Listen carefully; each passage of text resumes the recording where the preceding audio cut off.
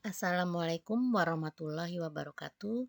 Berjumpa kembali dalam pembelajaran kimia bersama dengan Ibu Normawati. Pada hari ini kita akan belajar tentang kesetimbangan kimia bagian pertama. Baik, sebelum kita memulai pembelajaran pada hari ini, marilah kita sama-sama membaca basmalah. Bismillahirrahmanirrahim. Semoga semua anak-anak dalam kondisi sehat walafiat. Amin ya robbal alamin. Tujuan pembelajaran pada hari ini adalah siswa dapat menjelaskan keadaan setimbang dan kesetimbangan dinamis. Yang kedua, siswa dapat menjelaskan kesetimbangan homogen dan heterogen serta tetapan kesetimbangan. Keadaan setimbang dan kesetimbangan dinamis. Berdasarkan arah, maka reaksi dibagi menjadi dua, yaitu yang pertama reaksi irreversibel. Apa itu reaksi irreversibel? Reaksi irreversibel adalah reaksi kimia yang berjalan satu arah atau reaksi berkesudahan. Artinya arahnya hanya ke arah sebelah kanan saja. Contoh reaksi irreversibel adalah yaitu reaksi antara NaOH dan HCl menghasilkan NaCl dan air. Ini dikatakan biasa disebut reaksi penetralan. Reaksi asam basa adalah reaksi penetralan. Ini adalah termasuk reaksi irreversibel karena jika NaOH ditambah dengan HCl menghasilkan NaCl dan H2O tidak dapat kembali lagi menjadi reaksi semula. Maka ini dikatakan reaksi irreversibel atau reaksi tidak dapat balik atau biasa juga disebut reaksi berkesudahan. Pada reaksi penetralan ini terkenal adalah reaksi yang sangat cepat terbentuk, tetapi setelah terbentuk dia tidak bisa kembali lagi ke reaksi awal atau kembali ke pereaksi. Nah, reaksi yang kedua adalah reaksi reversibel. Apa itu reaksi reversibel? Reaksi kimia yang berjalan dua arah atau biasa disebut reaksi bolak-balik atau reaksi ke arah kanan dan ke arah kiri. Maka biasa dilambangkan dengan tanda panah arah ke kanan dan ke kiri. Ya, untuk reaksi reversibel ini nanti akan kita bahas lebih banyak karena sangat berkaitan erat dengan kesetimbangan kimia. Karena reaksi kesetimbangan dia adalah reaksi bolak-balik atau reaksi yang terjadi dengan dua arah. Contoh reaksi reversibel atau reaksi bolak-balik adalah contohnya salah satu adalah reaksi pembuatan amoniak dari gas nitrogen dan hidrogen. Nah, ini reaksi kesetimbangan ditandai dengan tanda panah arah kanan dan arah kiri. Apa artinya? Bahwa reaksi ini bisa kembali lagi ke reaksi semula. Maka dikatakan reaksi bolak-balik. Pada pembentukan nitrogen, pada pembentukan amoniak yang berasal dari nitrogen dan hidrogen, ini akan terbentuk menjadi amoniak dan akan kembali lagi menjadi terurai lagi menjadi nitrogen dan hidrogen. Pada saat menangani reaksi bolak-balik ini kita harus menangani dengan khusus. Kalau tidak, maka reaksi itu akan terbentuk lagi ke pereaksi dan menjadi hasil reaksi begitu seterusnya. Ada penanganan khusus untuk menangani reaksi-reaksi kesetimbangan. Ya, baik ya. Jadi reaksi reversibel adalah reaksi bolak-balik atau reaksi yang terjadi dengan dua arah, ke kanan dan ke kiri, di mana reaksi ke kanan dinamakan reaksi maju, reaksi ke kiri dinamakan reaksi balik. Ya, ini ada di dalam gambar juga sama. Ya, tanda bolak-balik bisa dibuat seperti ini, bisa juga di bawah, tapi yang lebih baik adalah arah panahnya adalah setengah. Jadi A ditambah B membacanya menjadi setimbang menjadi C ditambah D. Ibu ulangi ya cara membacanya. A ditambah B setimbang menghasilkan C ditambah D. Jika dia arah ke kanan, maka menjadi C dan D. Jika kalau arah ke kiri berarti ya C ditambah D menghasilkan A ditambah B. Apa artinya? Berarti reaksi reversibel adalah bisa membentuk hasil awal reaksi, bisa juga membentuk hasil reaksi yaitu bolak-balik ya. Baik. Keadaan setimbang. Apa itu keadaan setimbang ya? Ciri-ciri reaksi yang dikatakan setimbang adalah yang pertama terjadi dalam ruangan sistem tertutup. Ya. Apa itu sistem tertutup? Ya, masih ingat Ibu sudah pernah membahas tentang sistem dan lingkungan, di mana sistem terbagi menjadi tiga, yaitu sistem terbuka, sistem tertutup, dan sistem terisolasi. Nah, sistem tertutup adalah di mana sistem di dalam ruangan yang tidak bisa berpindah materinya. Yang berpindah hanya energi saja. Apa artinya? Jadi kondisinya dalam ruangan yang tertutup. Materi yang ada di dalam ruangan tidak bisa berpindah ke lingkungan atau keluar ruangan tersebut. Nah, dalam ruangan tertutup inilah baru bisa dikatakan setimbang ya. Tetapi kalau terjadinya di ruangan terbuka, maka keadaan setimbang tidak akan terjadi. Ya, karena tentunya hasil reaksinya akan terbuang keluar. Baik, yang kedua, ciri-ciri keadaan setimbang yang kedua adalah kecepatan reaksi penguraian sama dengan kecepatan reaksi pembentukan. Apa artinya? Kecepatan reaksi sebelah kiri sama dengan kecepatan reaksi sebelah kanan, maka dinamakan setimbang atau reaksi setimbang. Yang ketiga, ciri yang ketiga adalah reaksi dapat balik.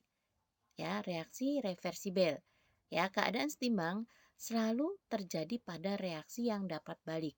Ya, jika reaksi tidak dapat balik, tidak akan terjadi suatu kesetimbangan. Maka reaksi kesetimbangan hanya terjadi pada reaksi yang dapat balik atau reaksi reversibel. Nah, ciri yang keempat yaitu bersifat dinamis. Suatu reaksi kesetimbangan itu akan bersifat dinamis. Apa yang dinamakan bersifat dinamis? Nanti setelah ini akan Ibu bahas karena bersifat dinamis ini sangat berkaitan erat dengan kesetimbangan kimia. Maka biasa disebut kesetimbangan dinamis. Kesetimbangan dinamis, ya, keseimbangan dinamis itu adalah seperti apa? Ya, pada reaksi keseimbangan atau reaksi reversibel akan tercapai suatu kondisi di mana kecepatan reaksi ke kanan akan sama dengan kecepatan reaksi ke kiri. Nah, secara makroskopis pada keadaan setimbang tidak terlihat adanya perubahan, ya, seolah-olah berhenti karena laju reaksi kanan sama dengan laju reaksi kiri. Ya, pada kasat mata atau pada pengamatan secara langsung reaksi keseimbangan itu tidak terjadi perubahan. Ya, reaksinya diam. Konsentrasi juga tidak berubah ya pada kasat mata atau secara makroskopis. Tetapi ternyata secara mikroskopis suatu reaksi keseimbangan itu ternyata selalu bergerak, berlangsung terus-menerus ke arah kiri dan ke arah kanan. Ya, maka pada reaksi keseimbangan harus dibuat perlakuan khusus supaya kita mendapatkan hasil reaksi yang diinginkan. Ya.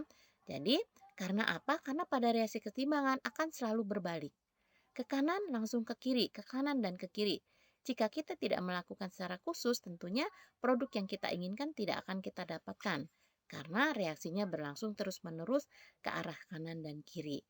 Ya, maka di dalam suatu perusahaan kimia atau produk kimia selalu menerapkan prinsip keseimbangan. Ya, nanti bagaimana caranya? Ya, nanti kita akan membahas di dalam faktor-faktor yang mempengaruhi kesetimbangan kimia. Ya, jadi ini yang dinamakan kesetimbangan dinamis secara makroskopis seolah-olah reaksi setimbang itu berhenti ya atau diam. Tetapi secara mikroskopis ternyata reaksi kesetimbangan itu adalah selalu bergerak. Ya, selalu berlangsung ke kanan dan ke kiri, ke kanan dan ke kiri. Ya, sama di dalam kehidupan kita. Supaya seimbang kita harus selalu bergerak. Maka hidup ini kadang bisa dilambangkan seperti seorang naik sepeda, ya, intermezzo sebentar, ya. Jadi, jika hidup kita supaya seimbang maka harus selalu bergerak. Oke, ya ini dinamakan ya kondisi kesetimbangan atau kesetimbangan dinamis, ya. Jadi ternyata secara mikroskopis, secara tidak langsung di dalam reaksi keseimbangan selalu bergerak, yaitu selalu berlangsung ke arah kanan dan ke arah kiri, ke arah kanan dan ke arah kiri. Maka dinamakan kesetimbangan dinamis. Tentang kesetimbangan dinamis. Kita lanjutkan jenis kesetimbangan. Ada berapa jenis kesetimbangan? Ya, jenis kesetimbangan ada dua macam. Yang pertama adalah berdasarkan wujud cat dalam keadaan setimbang terdapat dua macam yaitu kesetimbangan homogen. Apa itu kesetimbangan homogen? Ya, kita tahu homogen itu adalah sama. Jadi keseimbangan homogen adalah reaksi keseimbangan di mana zat-zat yang ada di dalamnya adalah berwujud sama atau berfase sama. Masih ingat apa saja wujud zat? Yaitu padat yang biasa dilambangkan dengan S, cair yang biasa dilambangkan dengan L liquid, ya, gas yang biasa dilambangkan dengan G, dan larutan yang biasa dilambangkan dengan AQ. Nah, dikatakan reaksi keseimbangan homogen jika di dalam reaksi tersebut wujudnya semuanya sama. Ini contohnya, pada reaksi 2SO3 gas setimbang menghasilkan 2SO2 gas ditambah dengan O2 gas. Nah, dalam reaksi ini terbukti semuanya berwujud gas. Maka reaksi kesetimbangan ini disebut kesetimbangan homogen. Ya, itu jenis kesetimbangan yang pertama. Kesetimbangan yang kedua yaitu kesetimbangan heterogen, kebalikan daripada homogen. Kalau heterogen berarti berwarna atau berbeda. Nah, reaksi kesetimbangan heterogen adalah reaksi di mana ya zat-zat atau spesies reaktan dan produknya berada dalam fase yang berbeda. Artinya apa? Wujudnya berbeda, campuran antara gas, padat, cair, dan larutan. Contohnya pada penguraian senyawa CaCO3 akan setimbang terurai menjadi CaO ditambah CO2. Nah, di sini CaCO3 bentuknya padat, CaO bentuknya padat, sedangkan CO2 bentuknya gas. Nah, inilah yang dinamakan kesetimbangan heterogen, ya, yang terdiri dari zat-zat yang wujudnya berbeda dalam reaksi tersebut. Ya, itulah ya tentang keadaan setimbang dan kesetimbangan dinamis. Kita lanjutkan pada tetapan kesetimbangan, ya. Hukum kesetimbangan ya atau disebut dengan hukum aksi massa yang ditemukan oleh ahli kimia yang bernama Gutenberg dan Weck mengemukakan bahwa ya, di dalam keadaan setimbang pada suhu tertentu, hasil konsentrasi hasil reaksi dibagi dengan hasil kali konsentrasi pereaksi yang ada dalam sistem kesetimbangan yang masing-masing dipangkatkan dengan koefisiennya mempunyai harga tetap yang dinamakan tetapan kesetimbangan, di mana tetapan kesetimbangan biasa dilambangkan dengan K. KC. Kalau KC adalah tetapan kesetimbangan konsentrasi. Nanti ada KP, yaitu tetapan kesetimbangan tekanan. Nah, kita akan membahas terlebih dahulu adalah tentang tetapan kesetimbangan konsentrasi. Jika dilambangkan ya di dalam suatu huruf atau suatu rumus, maka harga KC bisa dibuat rumusnya. Ini reaksi umum kesetimbangan adalah A ditambah B setimbang menghasilkan C ditambah D, di mana A kecil ini adalah koefisien A, B kecil adalah koefisien B, C kecil adalah koefisien C, dan D adalah koefisien D. Ini dapat dirumuskan, hukum aksi massanya adalah sebagai berikut.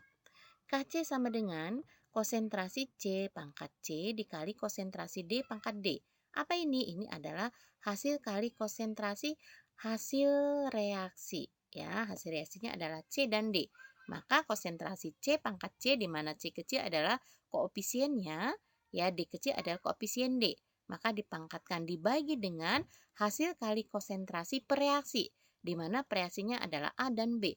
Maka konsentrasi A pangkat koefisien A dikali konsentrasi B pangkat koefisien B, di mana koefisiennya adalah dilambangkan dengan B kecil dan A kecil.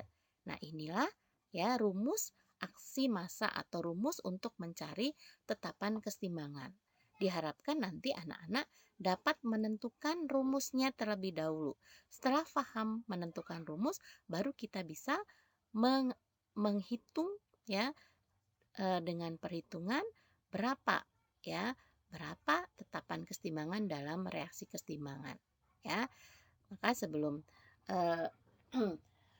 berbicara lebih lanjut, kita harus anak-anak harus paham tentang rumus kesetimbangan tetapan kesetimbangan konsentrasi. Baik, akan Ibu beri contoh. Contohnya untuk reaksi setimbang berikut 2SO2 gas ditambah dengan O2 gas setimbang menghasilkan 2SO3. Bagaimana rumus KC-nya? Ingat, kita lihat dulu apa hasil reaksinya. Hasil reaksi adalah reaksi sebelah kanan, yaitu 2SO3. Sedangkan reaksi sebelah kiri ini namanya pereaksi, yaitu 2SO2 ditambah O2. Maka Kc-nya adalah ya, hasil kali konsentrasi hasil reaksi pangkat koefisiennya dibagi dengan hasil kali konsentrasi per reaksi dipangkatkan dengan koefisiennya. Kita tahu SO3 adalah hasil reaksi, maka di atas pangkat 2 karena 2 koefisiennya. Dibagi dengan per reaksi yaitu SO2 pangkat 2 juga karena koefisiennya 2 dikali dengan konsentrasi O2. Inilah untuk menghitung tetapan konsentrasi ya tetapan kesetimbangan konsentrasi pada reaksi kesetimbangan. Ya, tuh. Nah, setelah anak-anak dapat memahami penjelasan Ibu, silakan kalian kerjakan latihan berikut ini. Tuliskan rumus tetapan kesetimbangan untuk reaksi berikut. Caranya bagaimana? Sama dengan contoh yang sudah Ibu jelaskan barusan. Ya, kalau kita sudah paham, kita tentunya akan bisa menentukan rumus tetapan kesetimbangan konsentrasi. Ya, mudah-mudahan anak-anak dapat mengerjakan. Silakan dikerjakan dengan baik dan benar. Jika ada yang kurang paham, bisa kalian bertanya langsung kepada Ibu secara lewat grup WhatsApp atau secara WhatsApp pribadi. Ya, mudah-mudahan ya dapat dipahami apa yang sudah Ibu jelaskan. Cukup sekian pembelajaran pada hari ini. Mudah-mudahan bermanfaat ya. Terima kasih. Ibu akhiri. Wassalamualaikum warahmatullahi wabarakatuh.